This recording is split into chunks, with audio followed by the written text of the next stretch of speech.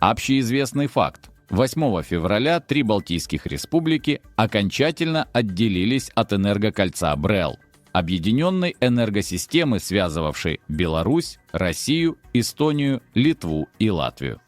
Но стали ли они от этого энергетически независимыми и благополучными, как им мечталось? И какие угрозы таит в себе новая энергетическая ситуация для этого региона? Ответ на этот вопрос комплексный и, что особенно важно, напрямую связан с экономическим будущим балтийских государств и благосостоянием их жителей. Ведь электроэнергетика – это фундамент любой современной экономики, без которого ее существование попросту невозможно. Видимо, именно поэтому эта насущная проблема привлекла внимание даже такого известного аналитика, как Яков Кедми, недавно опубликовавшего свое детальное исследование на эту тему. Представляем вашему вниманию наиболее интересные выдержки из его аналитической работы.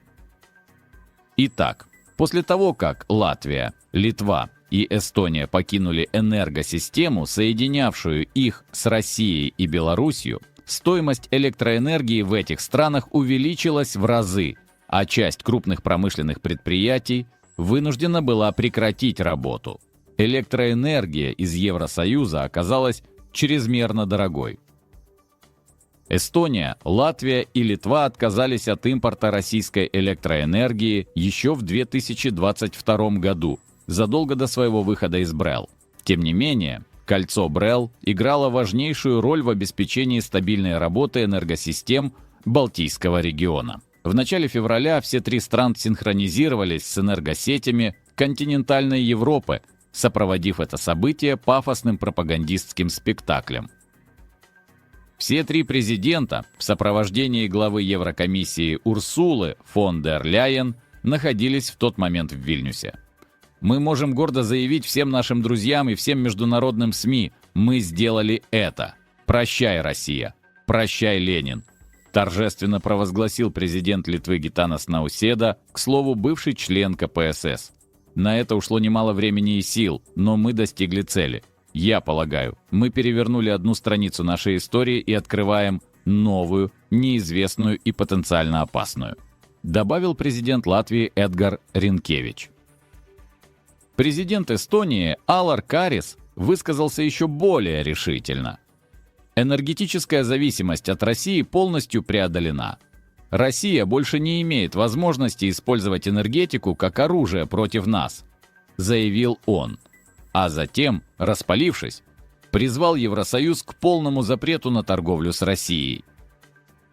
Глава литовского оператора системы передачи электроэнергии Литгрид Рокас Масюлис подчеркнул, что возврата к прежнему нет. Литовская сторона демонтировала практически все линии электропередач, связывавшие ее с Белоруссией.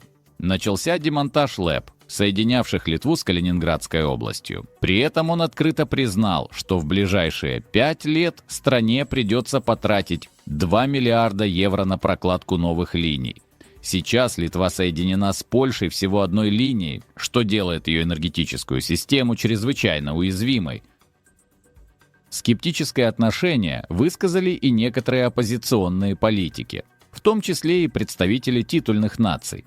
Россия больше не в состоянии использовать электроэнергию как инструмент давления на нас, цитирует президента независимый депутат эстонского парламента Varro Vooglaid. Возникает резонный вопрос: а когда Россия это делала? Насколько я помню, никогда. Эта ситуация напоминает женщину, которая, выходя замуж во 2-й раз, публично объявляет, что бывший муж больше не сможет поднимать на нее руку. Хотя все знают, что бывший муж и раньше ее не бил. Продолжил Vooglaid. Еще более критически высказался бывший кандидат в президенты Литвы Эдуардас Вайткус. За 35 лет независимости у нас не возникало проблем с подключением к российской энергосистеме, к БРЭЛЛ. Но литовское правительство, правительство изменников Родины, решило отсоединиться от российской энергосети, и 3 балтийских государства уже потратили 1 миллиард 800 миллионов евро на это отключение, написал он, отметив, что эти 1 миллиард 800 миллионов евро были выплачены из карманов потребителей электроэнергии.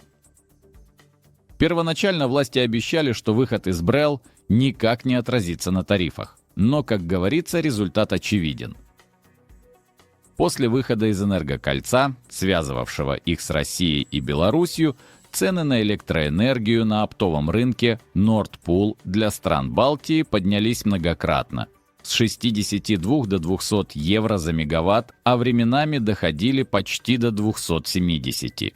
Это ударило не только по обычным гражданам, но и по предприятиям. В середине месяца вынужденно прекратило работу крупнейшее в Эстонии предприятие Estonian Cell, производящее целлюлозу. Его представители жалуются на непомерно высокие цены, делающие производство невыгодным. Эксперты рекомендуют потребителям отслеживать изменения цен на энергетической бирже Nord Pool, чтобы хоть как-то снизить свои расходы. Печальное положение для стран, которые стремились к высокому уровню жизни. Чиновникам пришлось оправдываться по поводу резкого скачка цен после выхода из БРЭЛ. Одна из версий – виноваты ветряки и солнечные электростанции, в которые страны Балтии вложили огромные средства, следуя установкам Брюсселя о развитии зеленой энергетики. Регион может самостоятельно удовлетворить свои потребности лишь на 70%, остальное приходится докупать по завышенной стоимости. На цены повлияло то, что на этой неделе в странах Балтии практически не было ветра. Снижение температуры на несколько градусов привело к росту потребления. Кроме того, цена на газ выросла на 10% по сравнению с прошлой неделей. Прокомментировал ситуацию член правления эстонского системного оператора Elering Erki. Уникальная ситуация – нет ни ветра, ни солнца. Сегодня в Литве штиль, и наш регион находится под облаками. Выработка электроэнергии из возобновляемых источников крайне низкая, объясняет председатель Национального совета по регулированию энергетики Ренатас Поциус. По его словам, республике катастрофически не хватает генерирующих мощностей. В феврале выработка электроэнергии из возобновляемых источников всегда снижается. Газ стоит дорого, а из-за холодов потребление электричества растет, констатирует Поциус. Эксперты предполагают, что со временем газ подешевеет, но потребителей больше волнует ближайшее будущее, которое представляется безрадостным. В последние дни мы наблюдали скачки свыше 1000 евро. Это увеличивает расходы на балансировку энергосистемы, говорит член правления Baltic Energy Partners Марко Алексон.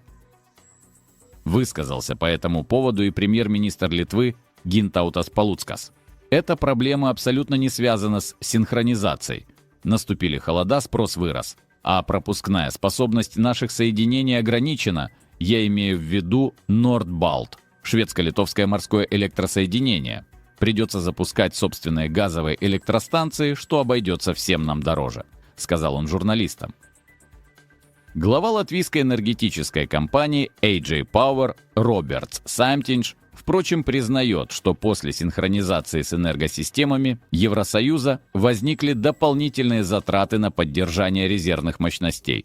Согласно действующим нормативным актам, эти потери будут компенсированы за счет конечных потребителей. В феврале одном потребителе Эстонии заплатят за электроэнергию примерно на 50 миллионов евро больше из-за поломки EstLink-2. Эти убытки будут значительными и в ближайшие месяцы, особенно в марте, заявил руководитель отдела торговли электроэнергией компании Алексела Кальви Нью и призвал надеяться, что в марте ветер усилится, а солнце будет ярче светить. Утешение, прямо скажем, сомнительное. Финляндия экспортирует электроэнергию по цене 11,3 евро за мегаватт-час, а Эстония импортирует ее по цене 92 евро. Таким образом, при пересечении Финского залива электроэнергия дорожает в 8 раз. Разница оседает в карманах сетевых операторов Финляндии и Эстонии Fingrid и Elering. Затрудняюсь сказать, почему в последнюю неделю тарифы на электроэнергию у нас растут на 20% ежедневно.